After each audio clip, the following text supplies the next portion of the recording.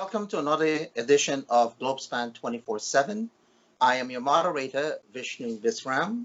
Globespan is owned and operated by Mr. Nohar Singh. With us tonight is technical operator, Mr. Devin Bissoon. Tonight we'll be discussing emancipation, equity, process, and substance.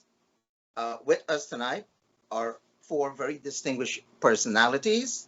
Dr. Baytoram Ramharack, well-known professor in New York, author of several books.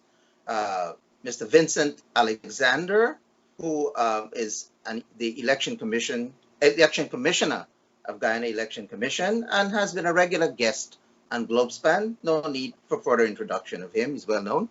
Mr. Ravindra Dev, who is or was a former member of parliament in Guyana. He's a columnist in Guyana, well-known commentator in Guyana newspapers, and has appeared in this program several times. And we have with us the professor who is also well-known, Medgar Evers Professor Blackman. We have a co-moderator tonight, Mr. Dion Abrams. This is my first experience with Mr. Abrams. I've moderated before with the other four gentlemen. So let me just give a very brief introduction of Dion Abrams. He's a graduate of the University of Guyana. He has been teaching in Guyana for over 3 decades. He taught mainly at the secondary school level, but has also lectured part-time at the University of Guyana. Deon is host of the Walter Rodney Groundings, a weekly TV program hosted on HBTV Channel 9 in Guyana. Gentlemen, welcome all. Thank you for taking your time out of a very, very busy program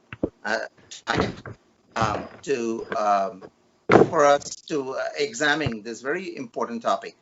The topic again, emancipation, equity, substance, and process. So first, how did this topic come about? Well, Guyana celebrated, observed, commemorated Emancipation Day about 10 days ago on August 1st. So let's just begin with a definition of emancipation. What is emancipation? Various dictionaries talked about freedom, freedom from legal freedom from slavery, and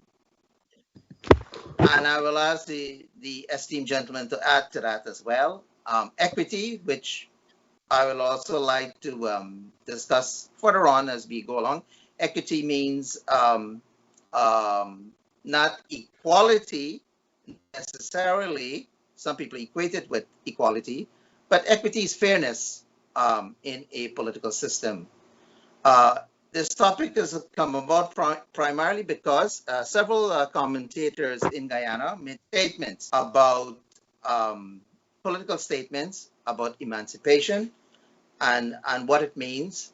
So we have a video clipping that we would like to begin with. Devin, are you ready to roll? To this end, each year, Guyana, like other English-speaking countries in the Caribbean, celebrates the anniversary of freedom from slavery on Emancipation Day. Here in Guyana, it is celebrated on the 1st of August each year. The celebration of emancipation is extremely important, as it is seen as a factor in the history of this dear land of many waters and 6 peoples. It contributed to several elements of social, political, and cultural developments, and the act of emancipation created a need that led to the arrival of the other racial groups, who were brought in as indentured immigrants from India, China, Portugal, and other parts of Europe, to replace the formerly enslaved Africans as the labor force on sugar plantations drastically reduced. Emancipation transcends into the triumph of the African spirit and created the opportunity for the development of the village movement, which is responsible for the communities and village structures within which the majority of Guyanese live in this modern society. So before I turn to you, gentlemen, for your views on the said tape, let me also read something to you. Slavery marked the end, emancipation marked the end of slavery. And at the same time, as the video also noted, it marked the commencement of arrival of other people as well. We had indentureship and the arrival of the Portuguese and East Indians and Chinese and other groups as well. Slavery was officially terminated, it was unofficially terminated in 1834 and officially ended in 1838. In different territories, emancipation had different dates. So exactly what is emancipation and what does it mean for the various groups in our plural multi-ethnic society? How is it celebrated, as we saw in the tape, and by whom? So if I may begin with Mr. Vincent Alexander. So what for you is emancipation? Emancipation marks the official termination of slavery, meaning that the enslaved African persons were no longer under the ultimate control of the plantation owners. They could make a choice as to whether they would continue to work on and were entitled to be paid for working on the estates. So emancipation really, in some regards, represented a normative approach to manumission. There always existed the system of manumission which allows for individual slave owners to quote unquote free their slaves by an instrument, emancipation, a collective act that saw the complete system of enslavement being brought to an end. Now, one has to be very careful when one thinks about emancipation because things have form and essence. And so one has to ask the question as to whether slavery as a form of what I was referred to as labor relations, in fact, changed the essence of labor relations by virtue of that which is referred to as emancipation. Professor Ramharack, would you like to add anything to that?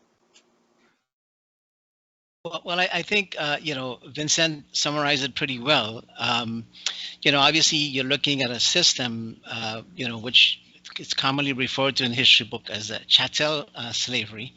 I would just add a couple of things, which is that, at that point, when the slaves were freed, compensation was actually given to the plantation owners, in this case, people like John Gladstone and so on, not just in Guyana, but other places.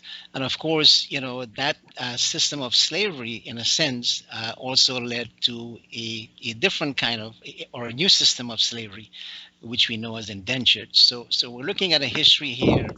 I believe it is about 403 years of, after emancipation, of slaves being, in Guyana. We're looking at 403 anniversary that I believe was celebrated this year. So it's a system that was based, as I said, on chattel slavery that gave way to a whole new, system based on freedom. And of course, we can talk about some of the effects. There are still people today who would consider that, given the level of inhumanity that occurred during that period, there are groups, of course, that are focusing on things like reparations to compensate for those many years of slavery, right? And that's an ongoing struggle, right?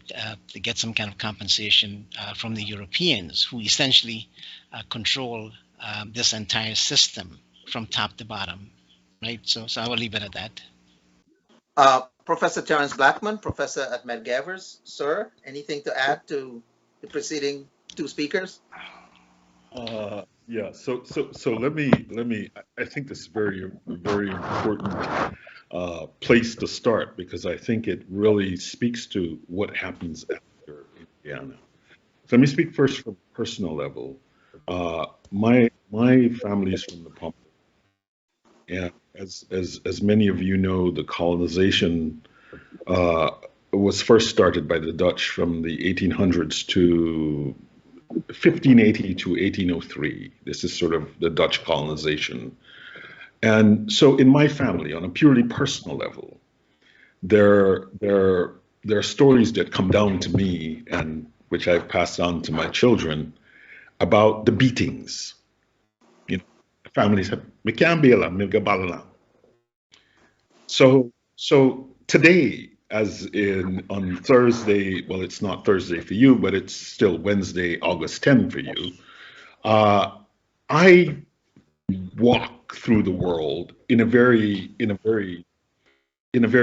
a very clear understanding that my ancestors were violently sort of beaten, and they made clear to the people who came after them that they ought not to have been beaten, and they could not bear the beatings that they received. And so emancipation is a very personal thing on that level. And so that's important. I think it's important to say that, because often, you know, these oral histories of families are not passed down, or maybe the people who have these oral histories never sort of say them, because, you know, it seems a little maybe shameful to say that your ancestors were beaten mercilessly for not doing something on some plantation. Having said that, I think that we should also understand that on August 1, 1834, when the British abolished slavery in their colonies, you know, newly freed Africans in a country like Guyana were forced to work as apprentices for their masters for no pay for an additional 4 years. Actually, it's always interesting when I think about this: 4 years for house slaves and 6 years for the factory and field slaves. And it's very important. So Dr. Baytoram Ramharack talked about the question about reparations. What is very important is that the plantation owners were compensated to the tune of 20 million pounds. This is the equivalent of about 40% of the British budget that year, and equivalent to about $23 billion in today's terms. And the emancipated Africans, my ancestors, got nothing. So as we reflect on Emancipation Day, we should have this sort of personal, visceral sense about emancipation, and I think it's often there beneath the surface, but there is no space and language for people to sort of express that, and I would add that to the contributions of my colleagues on the program thus far. I think it's very important to understand clearly that on a personal level, there's genuine hurt that extends through generations, as recorded in the oral histories of families, and then there's this substantive hurt, because the people who perpetrated this crime against humanity were paid and were compensated, and the people who were the victims of this crime against humanity were sort of left to fend for themselves. So I think it's important. Emancipation Day is a very important personal day for people of African descent across the Caribbean and across the United States. So I just add that to the contributions. Yeah, I think it is fair to say that many, if not most, or all of the African slaves were in fact beaten if they didn't carry out their task chores at the time. So it will not be your ancestors alone, but this is the point. It was not pleasant. It was there was real humanization there, and I think that often we elide having a substantive discussion of the dehumanization of slavery. And you know, I think in my case, fortunately for me, this this is a part of our family, and we understand this very clearly. Yeah, and no doubt, unquestionably, it was inhumane and degrading. Let's hear from Mr. Ravi Dev about emancipation, what it means, and whether you agree with the preceding three speakers. Well, of course, I do agree completely in terms of what Beto reminded us was chattel slavery, where literally a human being was like cattle. There's a etymological correlation between chattel and cattle. It was like a piece of furniture where the owner could do whatever he or she wanted with that human being. And in fact, the enslaved African was not even considered to be human. To justify enslaving them, Bartholomew de las Casas said, well, they had no souls really. So in fact, good was being done to them, so where they can have this connection with quote unquote civilization. But I want to pick up with something that Vincent said and to expand on it, where Vincent talked about slavery as a mode of labor extraction, which in that sense it was, but it went far beyond that. And from that perspective, emancipation to me was a cruel hoax to a large extent, from the standpoint that during slavery, what was unfolded and what was imposed was what we now know as a racialization of reality. It was something new. Obviously, pigmentation and hair texture was always there, but during that period of slavery, starting in the 1450s and therefore into 1492 and afterwards, created the theorist Aníbal Aquino says calls the coloniality of power, being that emancipation didn't end anything essentially. It's merely moved from one phase of chattel slavery, extraction of labor, to benefit the European nations into new forms of extraction of that labor. And I don't want to elaborate too much, but it ended up in that even after the end of colonialism, which followed emancipation, in our case up to 1966, it did not end. And he talks about coloniality is still present and imminent in our civilization. And important to us, and I want to bring it back to emancipation, is that there are three hierarchies that are still existent. And in Guyana, these have contributed to a great extent to our present dilemma in dealing with what followed emancipation. And these hierarchies are hierarchies of race. We seem to forget that immanent in the whole system of slavery, it was created what was called a chain of being from the Christian notions, where you had God on top, followed by his angels, followed by mankind, but followed by the white man. And at the very opposite end of what man was the African. And intermediate within that, arbitrarily by the whites, were placed the other quote unquote races. And to a great extent, we, out of the colonies and the rest of the world, are still fighting to place ourselves on that chain of being that was created by Europeans. So in Guyana, we have people like myself, you have individuals like myself, as dark as Vincent, you get me, talking about Blackman, and this one talking about Kuliman, and using all these. But I want to finish by the three categories, three hierarchies. There's the hierarchies of race that are still immanent. There's the hierarchy of knowledge, that all knowledge still is Eurocentric.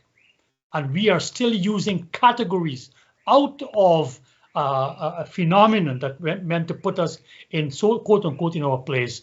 And then there are the hierarchies of culture, where Eurocentric views are still seen as superior. So I'll end on that, that emancipation in that sense was just the beginning. It is not the end, and it's still there with us.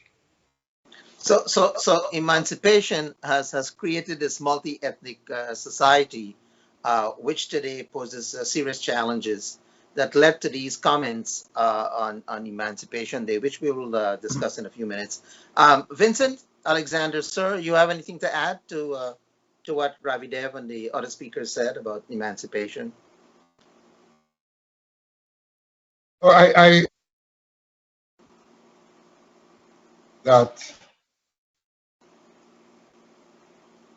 agree with Ravi that the point I was making, I called it labor relations. Indeed, it was more than labor relations, but at the essence of it was the whole question of how labor was extracted. I think what is important to note in what he said also was the emergence of a class society. Because essentially the problems we're faced with are still caught up in that class society which emerged, as much as the emergence of institutions to support that process of extraction of labor. And the problems we're faced with today are very much still related to the fact that the institutions which have developed over time are largely reflective of the essence, the nature of the institutions that existed to impose and sustain slavery.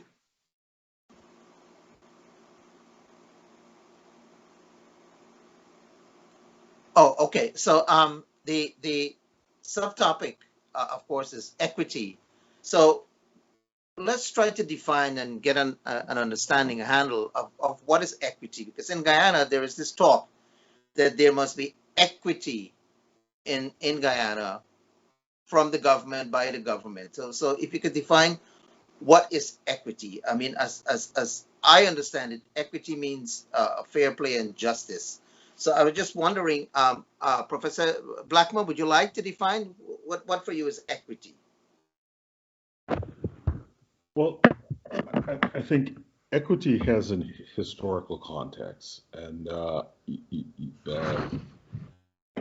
Mr. Alexander just raised a very important point, and I wanted to sort of go back to the point that he raised. And as I was preparing for our talk this evening, I found a report from Mr. Dion, Special Rapporteur on Contemporary Forms of Racism, Racial Discrimination, Xenophobia, and Related Intolerance. He reported to the 60th session of the UN Commission on Human Rights as follows on the history of the ethnic conflict in Guyana. Following the abolition of slavery by Great Britain in 1838, the emancipation, the Africans, estimated at 82,000, refused to accept the pittances offered by their former masters and left the plantations in large numbers, establishing villages along the coast where they cultivated small plantations. The shortage of labor forced the British planters to bring in indentured workers, including Chinese, Portuguese, and in particular Indians. Because the Indian indentured laborers accepted the low pay offered by the planters, they were seen as strikebreakers and immediately aroused African hostility. The colonial system gave rise to lasting animosities that hampered the construction of an integrated society. This is the UN sort of the report to the 60th, and what it in a sense says. It allows us to think about this question of equity. So what does equity mean within the context of Guyana? And I think what we have to see is that this is a definition that must emerge from the Guyanese context. It's a definition that must emerge from Guyanese history. It's not an abstract definition that sort of just sits in space, but it's a definition that sits within the context of the Guyanese history, within the context of the Guyanese culture. And so it is for us to decide, given our history, given the proper reading of our history, what equity means within this context. And I certainly think that, well, I don't want to impose a definition of equity on this conversation, but to set up parameters for what a definition of equity could mean within this context. And I'll leave it there and listen to the comments of our colleagues. Dr. Ramharack? If I may, before you move on to, in relation to the definition that has been provided by the little bit that Dr. Blackman read in terms of the evolution of the ethnic conflict. Ravi, I come from Buxton and I have traveled along the coast and in Berbice. And when you go to villages like Ross and on the West Coast, Union and all those places, there are names of people, particularly like the Ross family. And when you look at them, some of them look like me, some look like you. In those communities, there is a mix of people of Indian and African descent who intermix. In Buxton here, for instance, we still have a lot of Indians in the north of the village. The response of Africans to the Indian population when they arrived was not one of hostility in my point of view, because there are so many records of African villages becoming populated by Indians. When in fact, can we say this division actually begun? I mean, the account that is given there seems to suggest that it actually began at the inception of the arrival of the Indians, but I don't get that picture. Do we share that all? Do we share that view? Are you directing that to me, Dion? Yes, Ravi. Okay, if I might then, I think it's an important point to make that it is not that the freed enslaved Africans decided to leave the plantations. The British planters already, and it's a matter of historical record, as early as the early 1830s, and in retrospect, you can see it was a logical point that the freed Africans would not work under the same condition, and therefore they made preparations. So what we see is that even before 1838, the Portuguese from Madeira were brought in. So they didn't wait for, that's 1835. So they didn't wait for the end of the apprenticeship period. But what I want to say is this, that the freed Africans went on strike in 1842, which was a tremendous achievement for increasing their wages, because you're talking of a level of coordination that I do not think the planters could have believed they could have. How did you communicate in 1842 across the country to call such a strike, that to defeat them to have that increase in wages? In 1847-48 strike, however, when they struck again, when the planters wanted to lower wages by a quarter, 25%, it failed because by then, this is important, the planters had by then brought in Portuguese, about 13,000. And what we forget is that they had brought in and freed slaves out of the Caribbean. A lot of Bajans came in because the wages in Barbados was even worse, but they had no alternative. And what is more astounding, individuals were brought from Africa. And this is where we don't appreciate enough that you had a whole gamut of people. And of course, you had the Indians brought in, and they were not the most numerous by 1847 when that strike was broken. And that led to the outflow of freedmen into the villages, which never turned back. So to come back to the point, Dion, I think you're absolutely on point. Initially, and there would have been some resentment because you are competing with my demand for more wages. So you're seen as a scab, but they are on the records, the individuals, for example, from Africa who settled in Bagotville, in my side of the river here. And a lot of them there from the Kru Nation and other, tribes from Africa, they were resented and they were on the records. Similarly, throughout the coast, you had the Bajans and the small islanders also. So it was not just the Indians, it was a whole gamut of people that were brought in to undercut the labor demands of the freed enslaved Africans.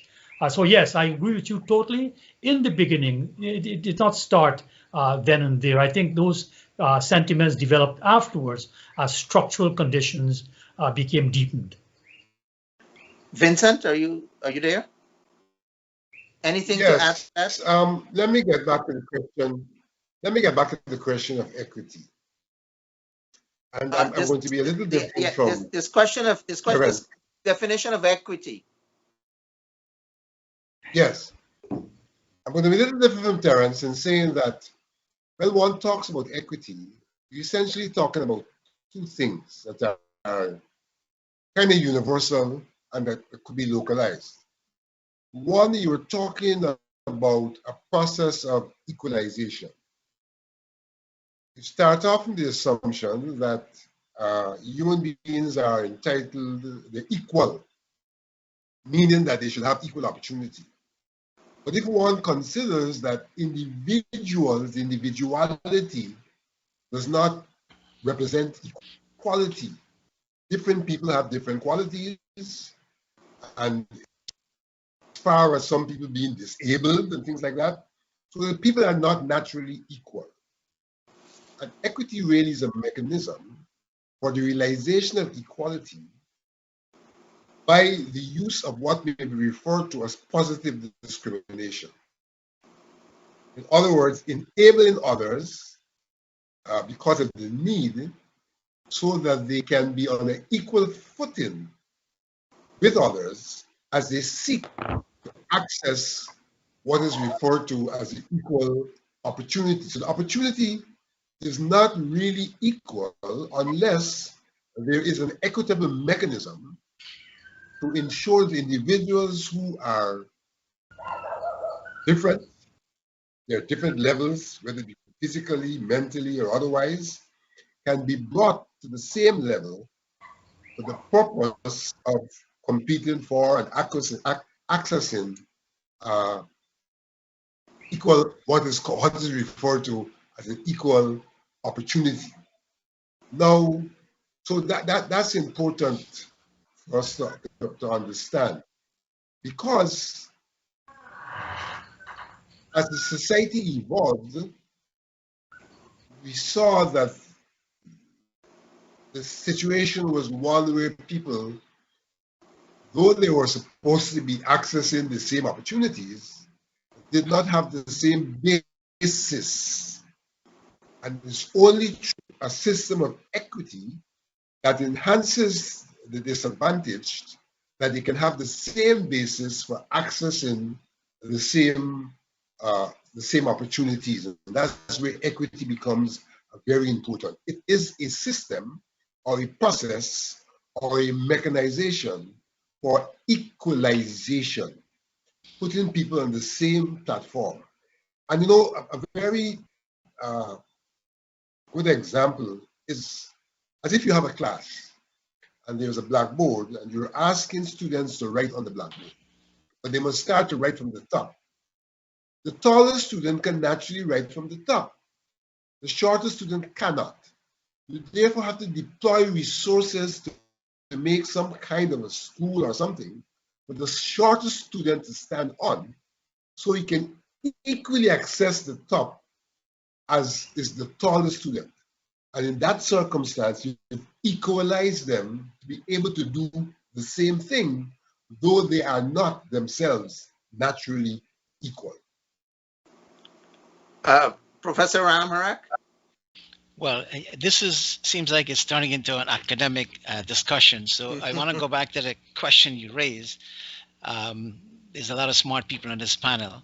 So, so two things, right? You know, when we talk about, you know, post-emancipation, we're seeing people moving into, you know, different types of labor and so on. So you have some institutions are being occupied gradually, you know, I guess by evolution and over time by some people. And again, Guyana is not, you know, simply a country, you know, with one ethnicity. You have other groups, as we said, who came. In fact, there were Africans who also came as indentured from West Africa. I think those records are actually in the archives. So to come back to this whole notion of, you know, equality and equity, I think we can all agree that equality means all of us should have some kind of play in the game. So let's say if we're dealing with current events, we have, you know, the Amerindians, we have Africans, and we have Indians and others. I'm not excluding anyone, right? If we're discussing, you know, how the natural resource, you know, should be distributed, all of those ethnic groups should have a play, right? They should be at, you know, at the table. We don't want to break the legs of the table, but you know, hopefully they will sit at the table, right? Now, so you go through that process, and there has to be a process where you can now try to come up with a plan, you know, how you can take that those natural resources, you know, that you have, and ensure that every community have access to that resource. So now we're getting into, you know, we've gone beyond equality and we're getting into equity, because you're now taking that resource and you're trying to find a way to fairly allocate those resources to these different communities. So I don't know if that's where you're getting to, Mr. Bisram, because, you know, hopefully we can bring this to a discussion where we can talk about the process, right?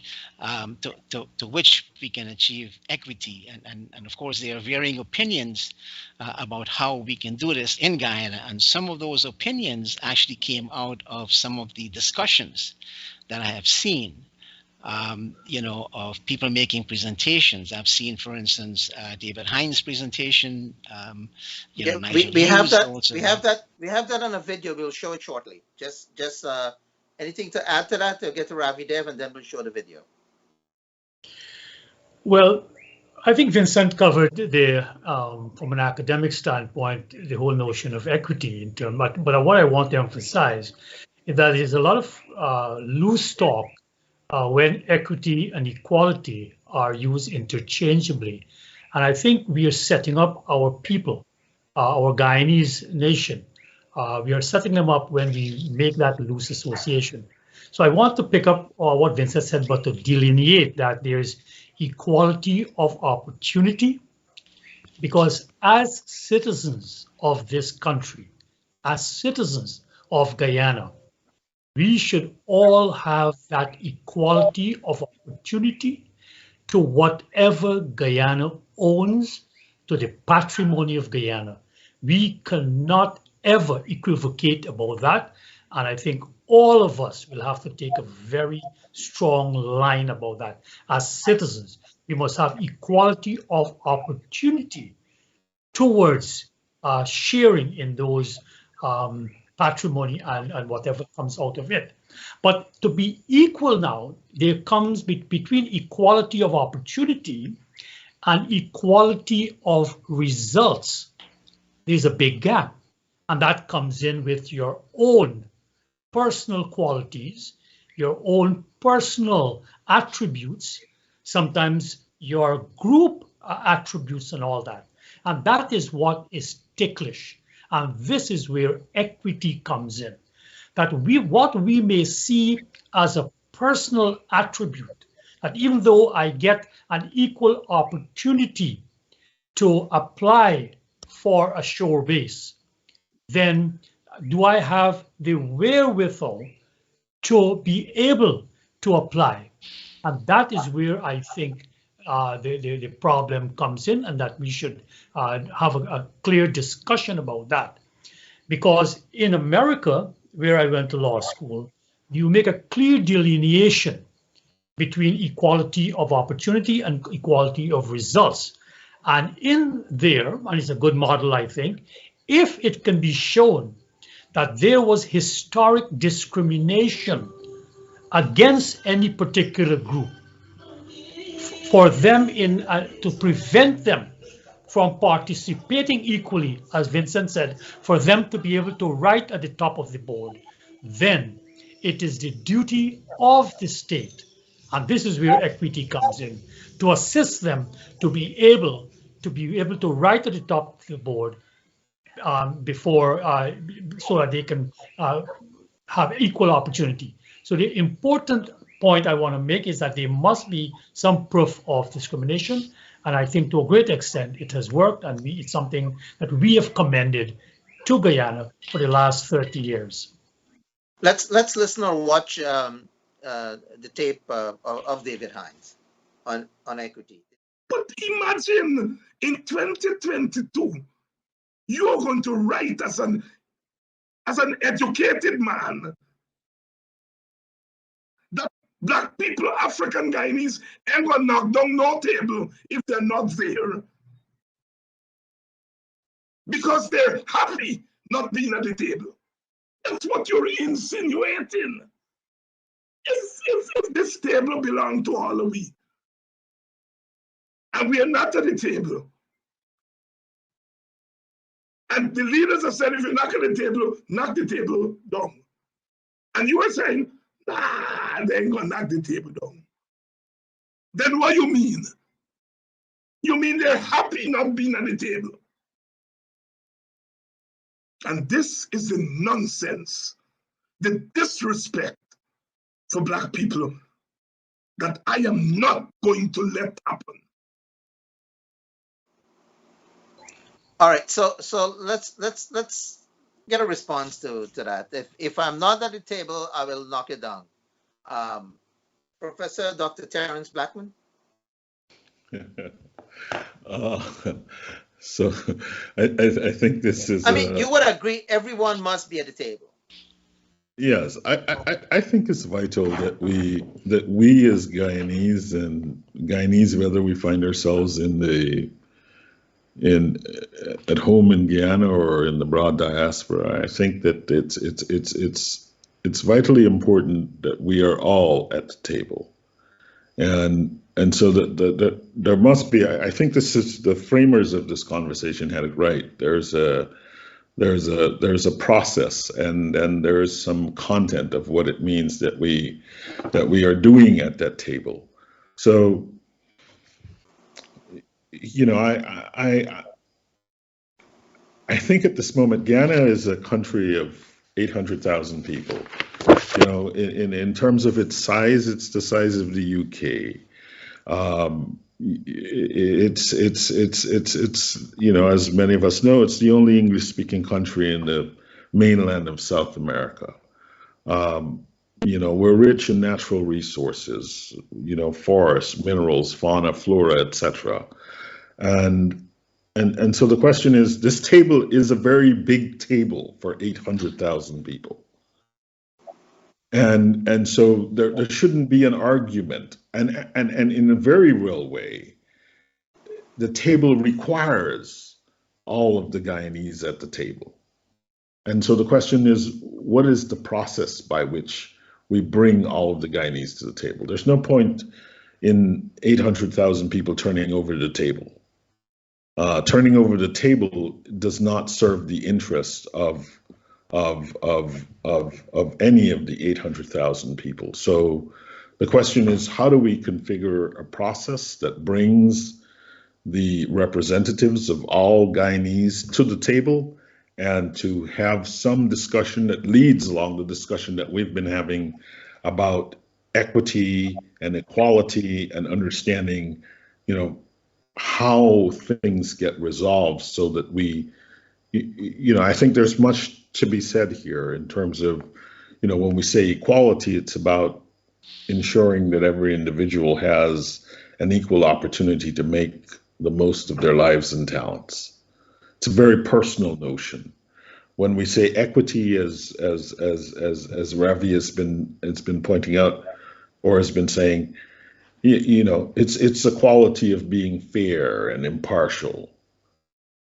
And so then if we try to find some intersection between equality and equity, we have to ask ourselves this question, like, what does it mean to be fair within the context of Guyana in 2022? And that goes to the point that Baytoram Ramharack was making, which is it has to be married to a reality. It can't be just an abstract discussion. It has to be married to a history, to a geography, etc. What does it mean to be impartial in Guyana in 2022? And so, you know, I'm not throwing the table up. I'm not breaking up the table. I just think we have to think about how we sit around and how we organize ourselves around the table. I know Professor Ramharack made reference to David Hines' comment. So over to you, Dr. Ramharack, and then after that, Dion Abrams will be in charge. Go ahead, Professor Ramharack.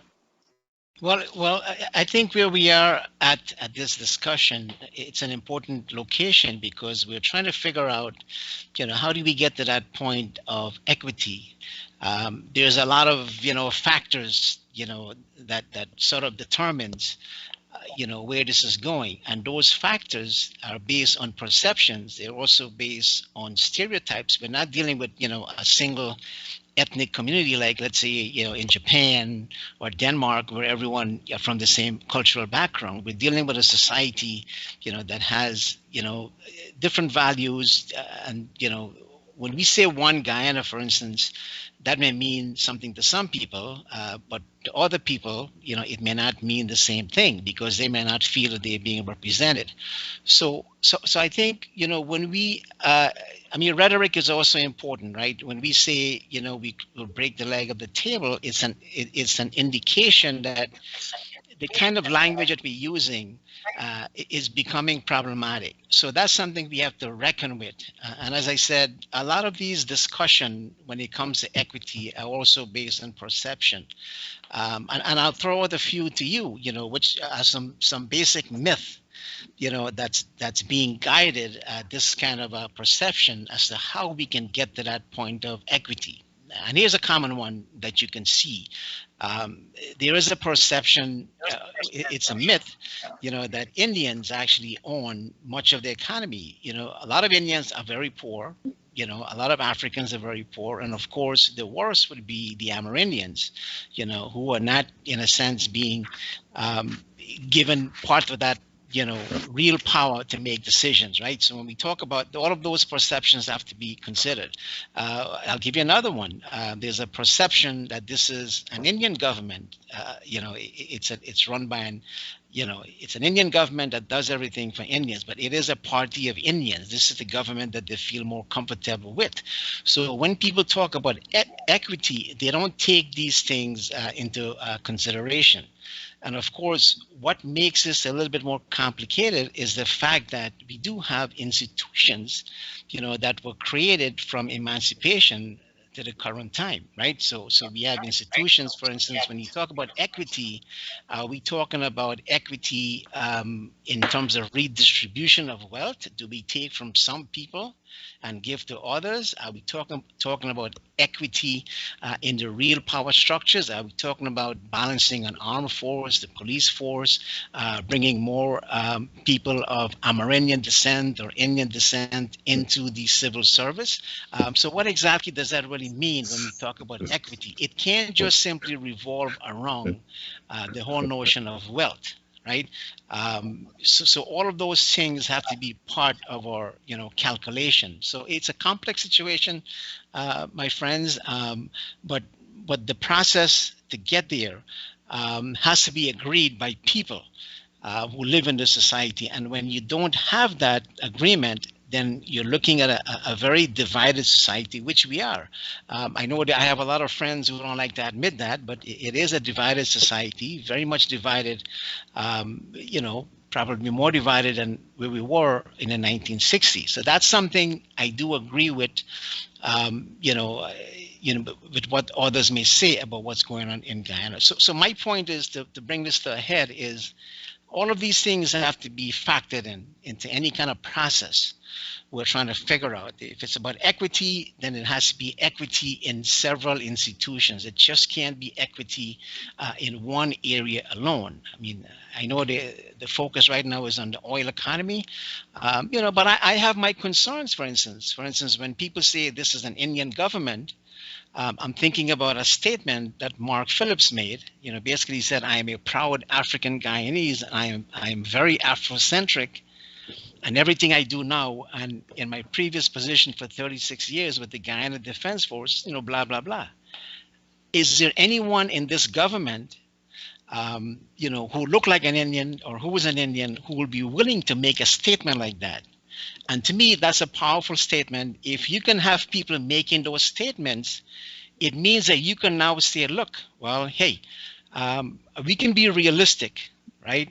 We can talk about sharing the corn, so to speak. We can talk about the real issues that will create a society based on equity, if you want to put it that way. I know that's a lot to digest. I'm going to leave it at that. Dion? Good point. Mr. Abrams, you're on mute.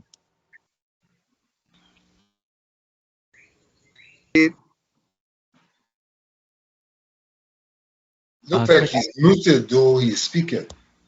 You're still on mute. Click it one more time. Needs to unmute. Okay, there you go.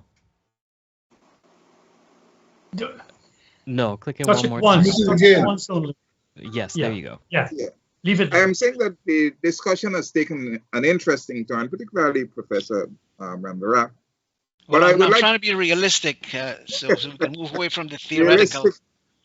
realistic. I will deal with that in a moment. But Ravi, in terms of the whole discussion that has evolved so far, what are your views in relation to particularly what Mr. Ramharack had said, Dr. Ramharack, in view of equity and the need for a process? We haven't defined process yet, and we haven't gone into process, but how do you factor in what he has said, particularly in relation to the comment by the Prime Minister? Well, I want to step back and get to that, because I think at this juncture, the whole discourse is centered around the process of who controls and how the state is controlled. Because in addition, just like most third world countries, the state plays an inordinate important role in the allocation or the distribution of the national patrimony. And in Guyana, coming based on our history, where the state at one time directly controlled 80% of the economy, there are still vestiges of that. And there are the very stubborn structural patterns that remain, even in the heads of many, as to what the state and how intrusive the state can be. So I would like to propose that I think what David may be referring to would be is there equity in being at the political table? And being at that political table, whoever is at that table will then be able to have that discourse on what is equitable and what is not. And I think this is where, at least I see that we have arrived at a very, very important junction in our history.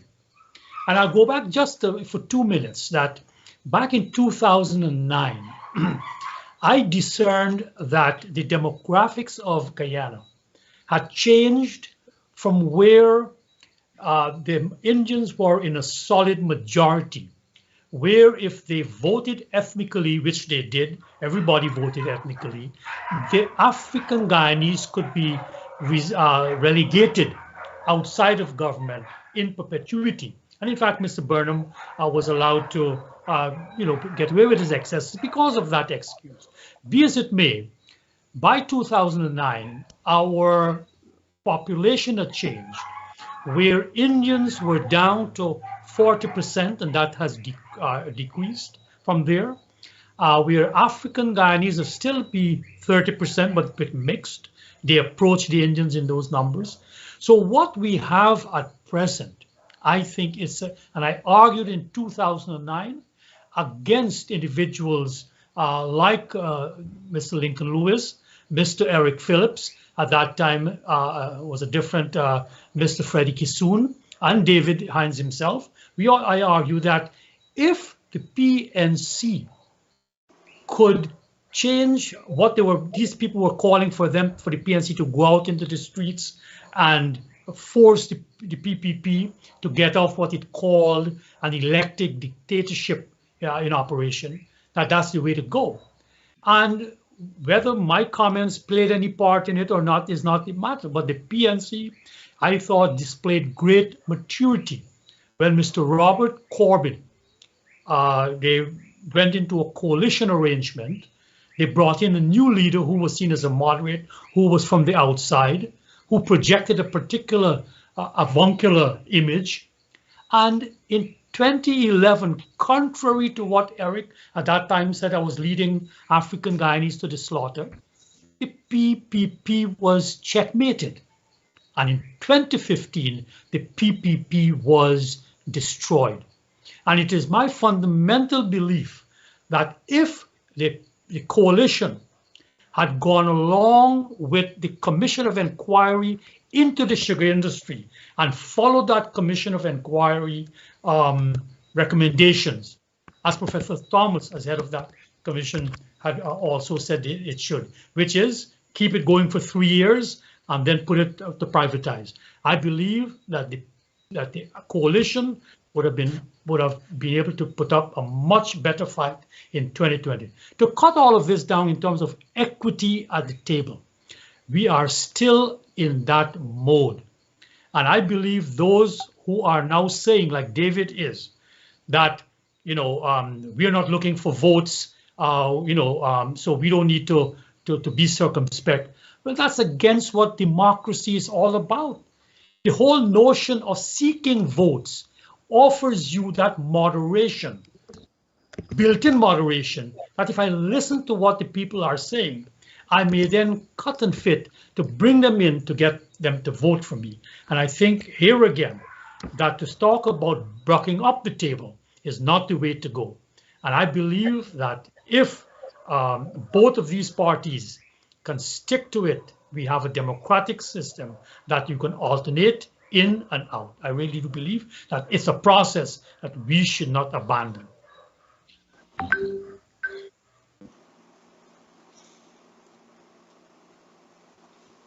Seems like the moderator. Dion? Yeah, I'm trying.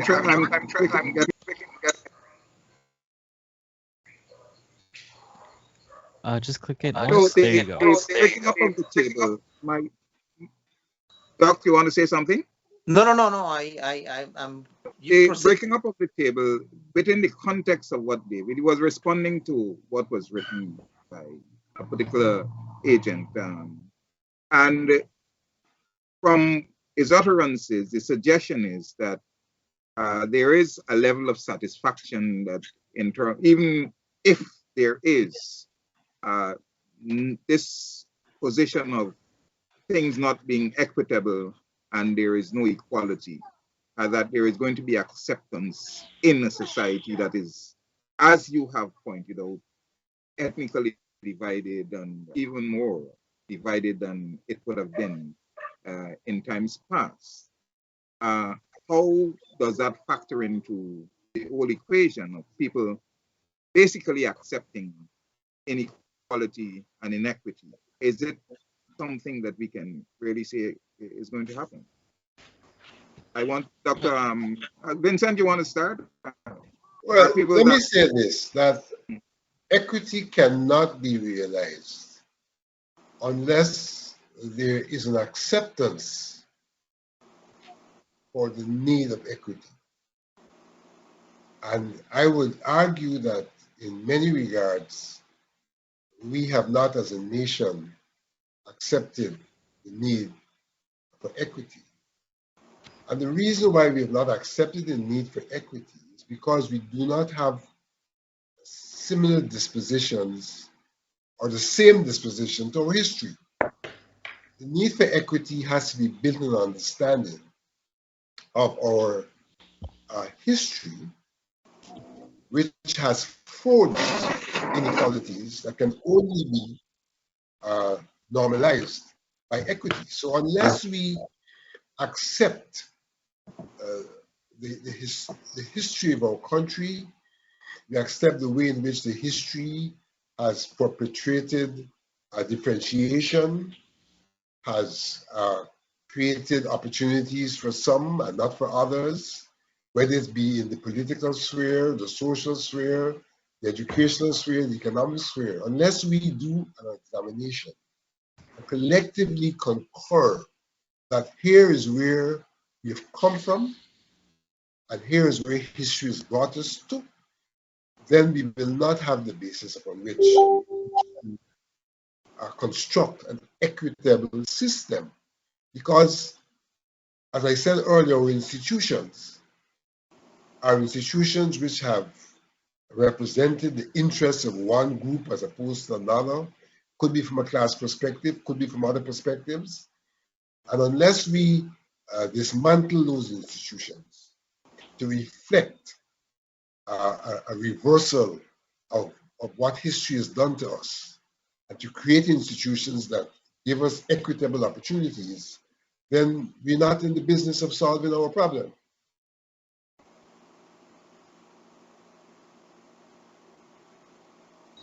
Dr.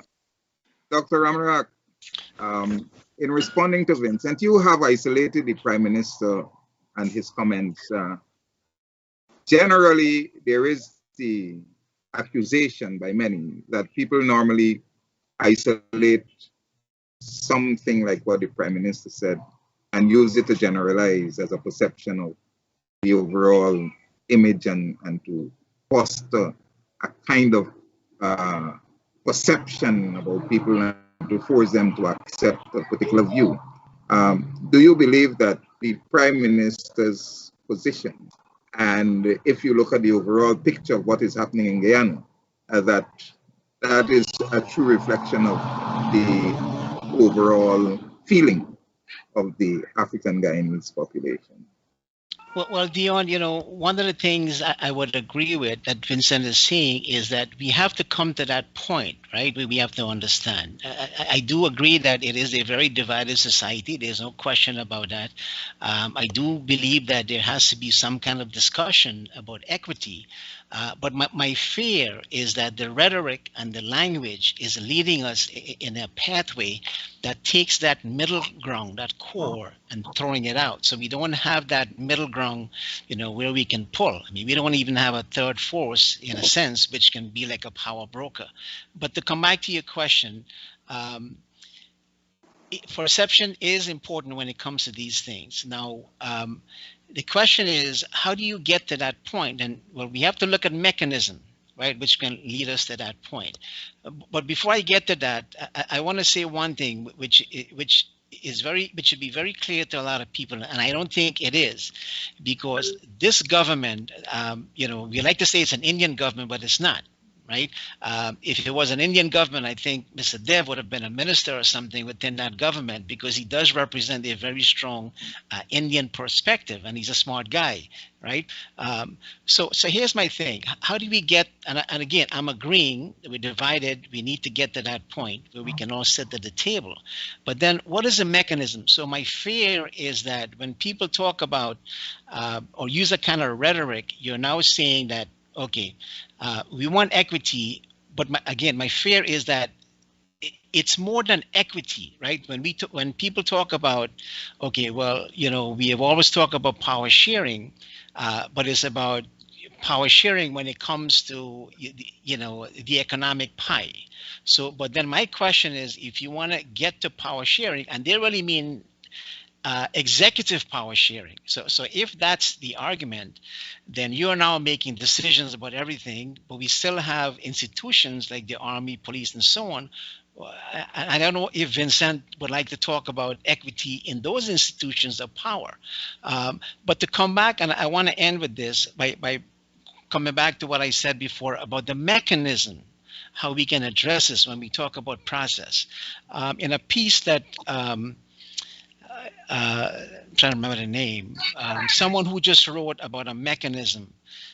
This is actually Henry Jeffrey writing in the Village Voice, where he said something that we can all agree with, right? Basically, he says that one institution we can have is something called an ethnic/class disparity unit. Because here again, data is important. Mr. Dev talked about, how do we measure that there is discrimination? If you can measure it, well, then we can come back to what Henry Jeffrey is saying, which is something we have been calling for many years, but we have called it an ethnic impact statement. You allocate resource, you collect the data, right?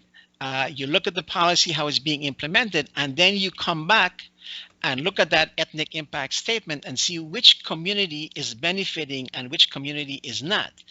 Then you can now make an assessment that if a community is not benefiting, then you need to allocate resource there. So this should be an open system where everyone can have access to data. We don't have that. Data is something in Guyana that nobody really cares about. It's not really taken seriously. So that's one mechanism which we can actually use, and it can be something substantial that all of us on this panel can actually look at and see where resource is needed, right? The president went to Buxton, he made a lot of promises, fair enough. Okay, then if you're allocating resource and you're creating, the policies and having money allocated in the budget, okay, but let's look at it and let's measure that against other community also. So that's one way. And we've also talked about, and again, something that Henry has talked about, which is this whole question of a sort of an affirmative action kind of policy that we have here in the United States, where you look at institutions, right, and you look at the communities we have in Guyana, and certainly the Amerindians are the one, that's actually at the bottom of the barrel, if I can use that phrase. So we can look at that and maybe allocate resources again based on those kinds of assessment, which group need to benefit from the kind of resources we have. The one other thing I would mention, since, and I think this is also crucial, and I think this is where every government have failed us. I think if Schuman could get together with Mark Phillips and maybe people from the PPP who represents the Indian community, you have these ethnic community, members like a caucus, right? Just like in the United States Congress, you have the Black Caucus, so they can come up with decisions, right? And they can come up with policies that affect their community and lobby the political party, and then, in a sense, try to get those policies implemented. Long and short of this is that since ethnicity and race is an issue for all of us in this country, why not have a panel of people made up, of people from these different ethnic community who can advise the government on these issues and make recommendation? And I think those three things that I mentioned are something we have written about over and over. We've also talked about, decentralizing power. I know Vincent has his issue with that, so I'm going to leave that out for now. And I'm just going to leave those three issues as mechanisms we can actually use. So Dr. Blackman, Dr. Ramharack has actually gone into process. How do you find his thoughts in relation to what can be done? And would you like to add or subtract anything? Yeah, as I Phillips, if you want to comment on that, then you can do also. No, I think I listened very carefully to Dr. Ramharack, and I do think that the points he makes are very important ones, and they're ones that ought to be taken seriously. So as we think about the question of equity, then it seems natural that we think about, the ethnic representation of the police force, the ethnic representation of the army. Are we willing to have a discussion about what that would mean. And it strikes me that such a conversation within the context of Guyana is going to be extremely disruptive, and it's going to be extremely problematic. So I'm also someone who likes the process, but I also think about how likely it is that we're going to implement the following scenario.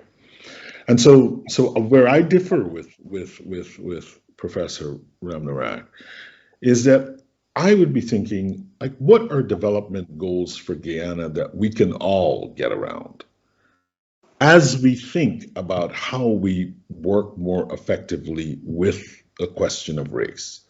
So as a first step, I would think, look, we have lots of poor people, or poor people are of all ethnic and racial varieties.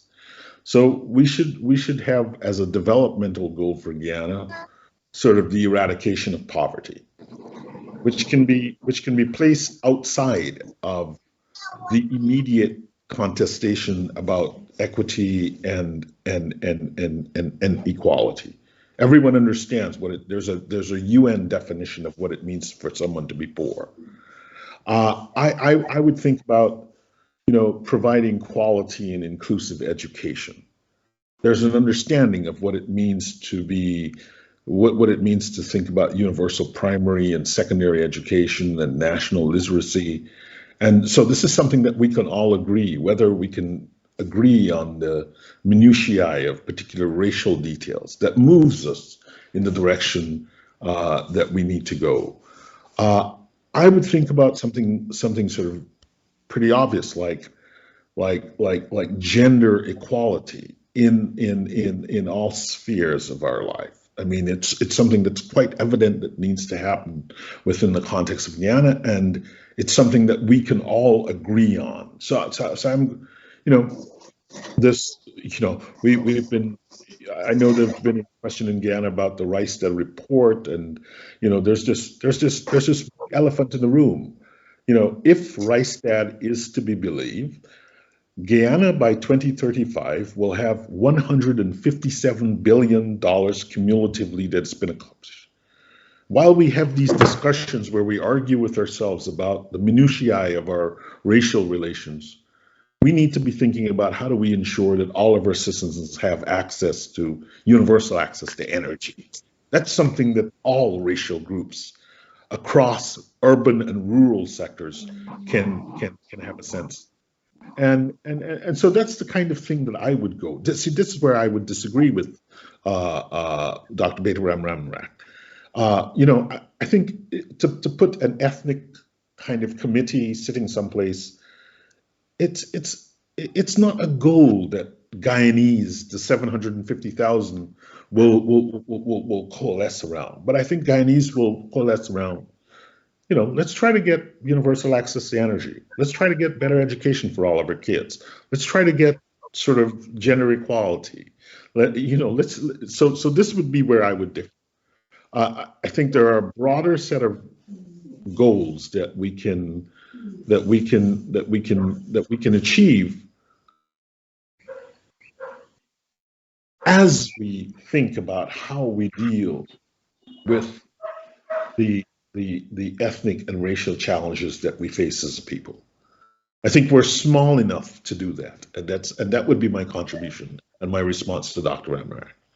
Thanks, Doc. Before I ask Vincent to respond, I want to ask Ravi, because Ravi, you two have been an agent for change in the Guyana Police Force and the Guyana Defense Force and so on.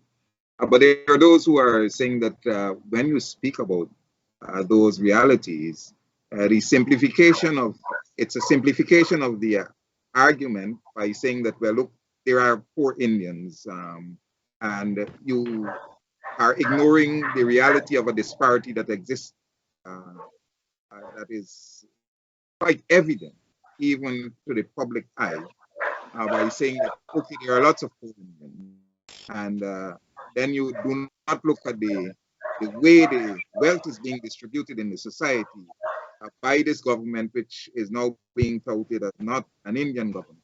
how do we deal with this idea that, look, there are a set of people who are feeling discriminated against and can point possibly to the way the wealth and other resources of the nation, the mineral and other resources are being distributed, and they are discontented by that.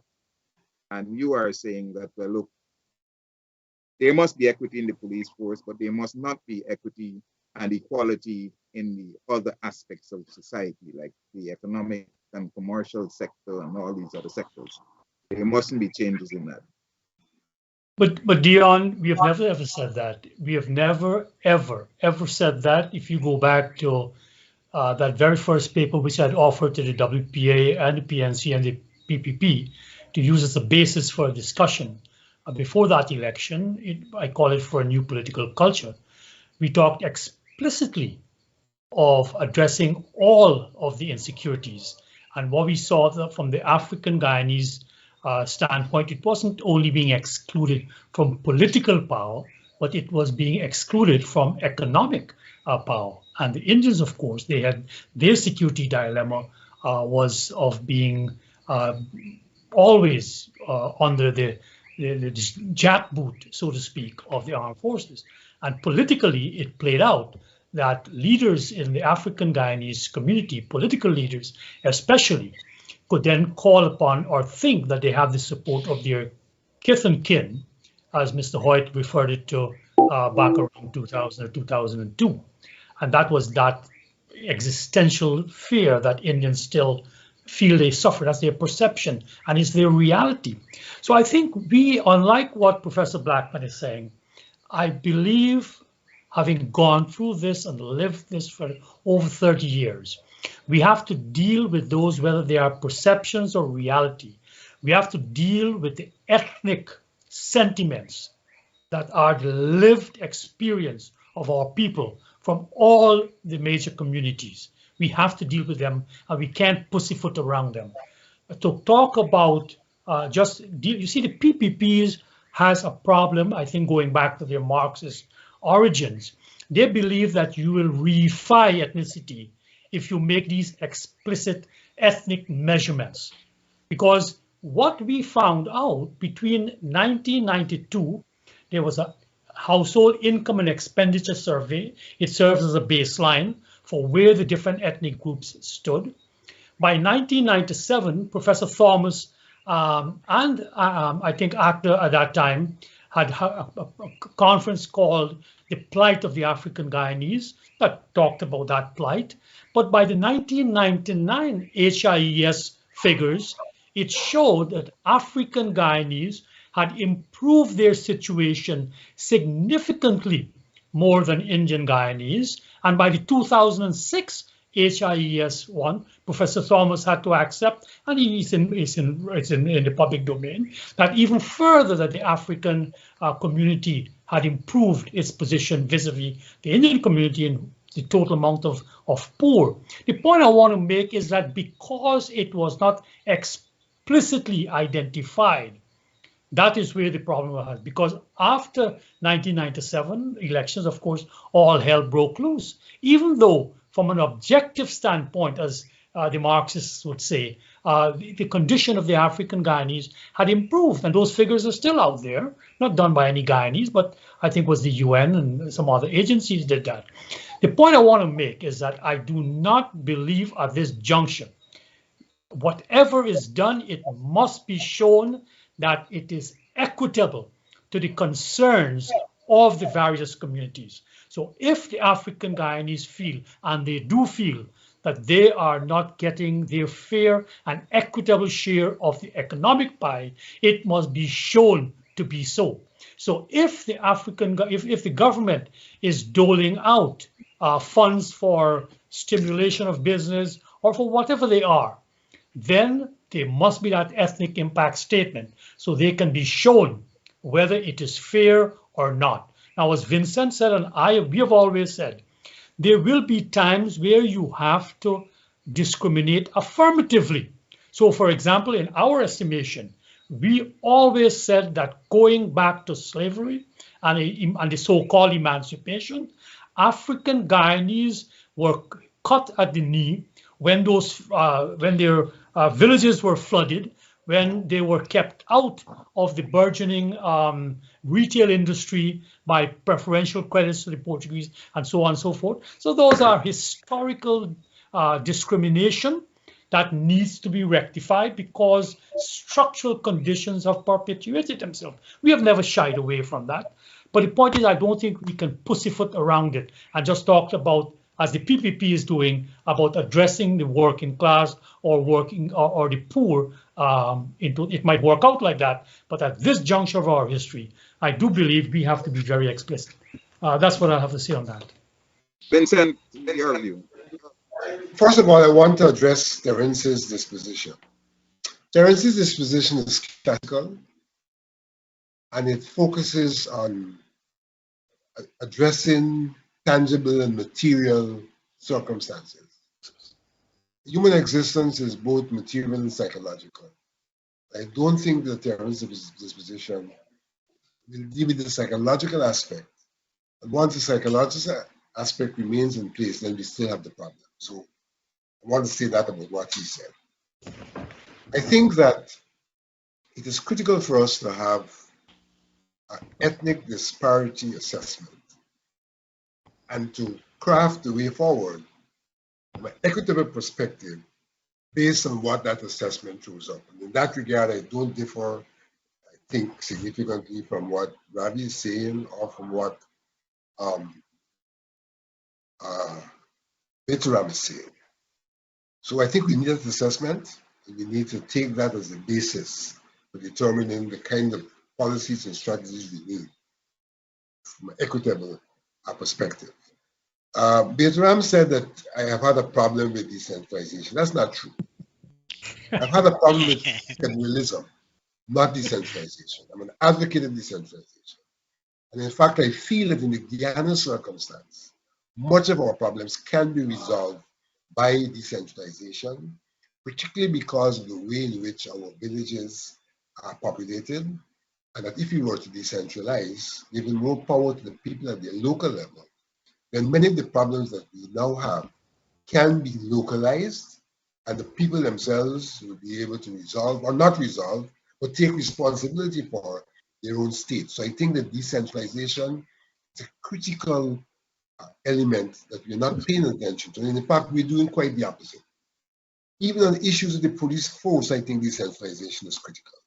Because if you have decentralization, local authorities having the local police force, doing much of what the police force should be doing in the local area, then the issue of an imbalance would not arise, because at the local level, you will have the police force that's reflective of the local community. So my view is that there is much that could occur if, one, we understand and accept our history. If, two, we do an ethnic disparity assessment to determine actually where we're at. And if, three, we engage in substantial decentralization so as to remove this competition from the national level and these parties, and to allow the local people to have far greater say, using a system of subsidiarity where the things national are only the things which are necessarily national, and everything else is local. Well, Vincent, we're going to change. We've abandoned the word federalism. We do call it decentralization. So we're myself and Ravi have had an exchange on this matter, and he knows what I'm saying in this matter. So how about if we say gentlemen, deep decentralization? Is that okay with you? Let's say decentralization, and then we could come Vishnu, you have to tell me when your time is up. Dion, it's 9 o'clock, so let's give each one of them 30 seconds to make any final comments they wish before we close. Okay. Well, I would just say that, you know, I'm much smarter today because you guys are on and I'm on with you. But I do share the sentiments, and I do believe that the problem in Guyana, as somebody had written in a column, has to be solved by the people in Guyana. But I am willing to help all of you in whatever way I can, because I've spent my life studying Guyana. My heart is in Guyana, and it will always remain there. So I'm very happy to be on a panel with all of you here tonight, and hopefully we can see a brighter future in Guyana. Dr. Blackman?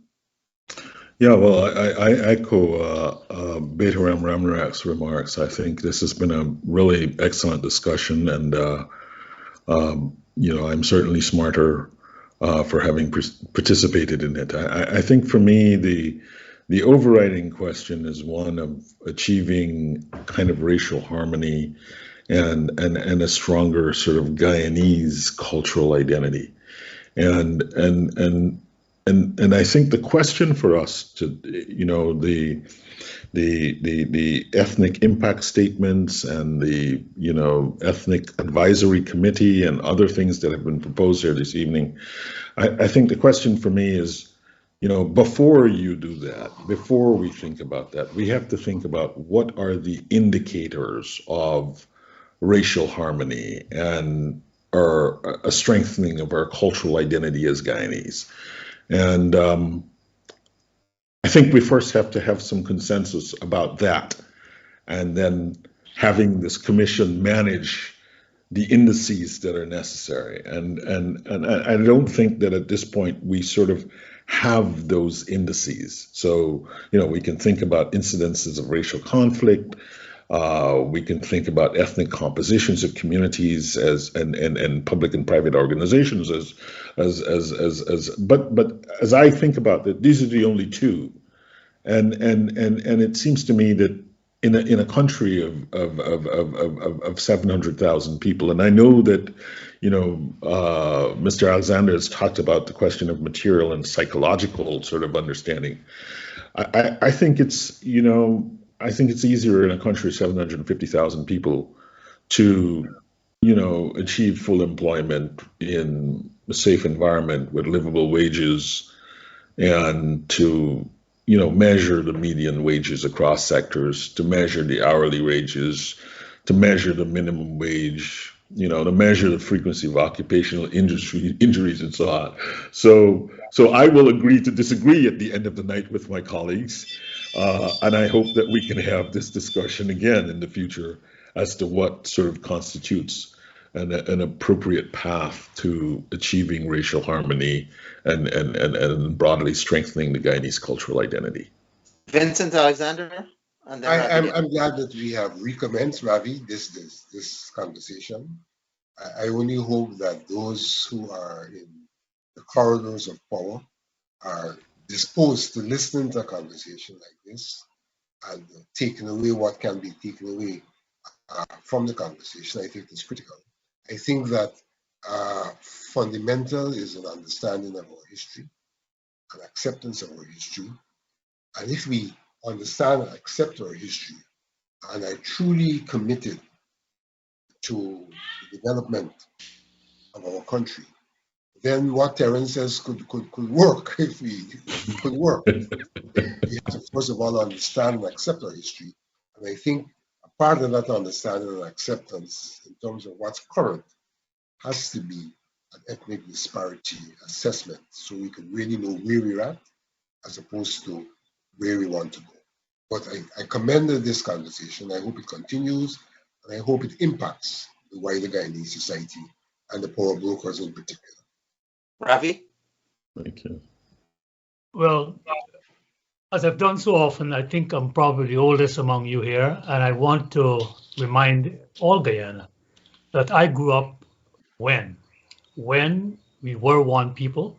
I literally grew up in the Kashmir section of my village of Iflat, which is the African section, which after slavery, the Africans moved up to the road front, to the public road, and it's called a village. And the Iflat Church of Scotland school that I attended is in that section. So I ate, slept, swam in the canals, whatever we did. And I lived through that period in the 60s where we were torn asunder. And it is my dream that before I transition, that we can make some progress. And I'm very serious about this. And I do think we are at that point. I would like to think that just as in 2009, 2010, I would ask David and all of the others who feel that nothing can come out of democratic politics. I think they're wrong, just like I was proven right. And I find I find some satisfaction in what happened in 2011, and I think it can be repeated because I know I live, and be very clear about that. I live at the grassroots. I mean, still at IFLAT. I came back and I'm living in the house that I came out of the lodges from. I'm the last one of my family to have been born in a lodge at IFLAT. And I live in this house where my dad got in 1950 when he came out of the lodge. And I do think that we can recapture that, and we are ready because at long last we have the wherewithal. We don't have to get aid that comes with us on a string like Mr. Hoyt had to contend with in '89. This can be our own money, and I think if we sit around that table using the democratic method, not break up the table legs, I think we can work this thing out. Dion, close up. Well, I mean, it's a pleasure. This is my first time here, and I really did enjoy the discussion. I think we need to have more of this kind of discussion so that people can really understand. We begin to dissect our society and propose solutions that can take us out of this morass that we're in. And I'm hopeful that we can have more of these. And I'll be willing to, again, be part of such a program. So, well, thank you all, gentlemen. Thank you. Professor Dr. Terrence Blackman, Dr. Baytoram Ramharack, Ravi, Vincent Alexander, Dion Abrams, thank you all again for sharing your evening with us. And viewers, thank you for sharing your evening. Thank you, Mr. Nohar Singh, owner and operator for Globespan 24x7, and technician, Mr. Deon Bisram. Thank you all. Good night.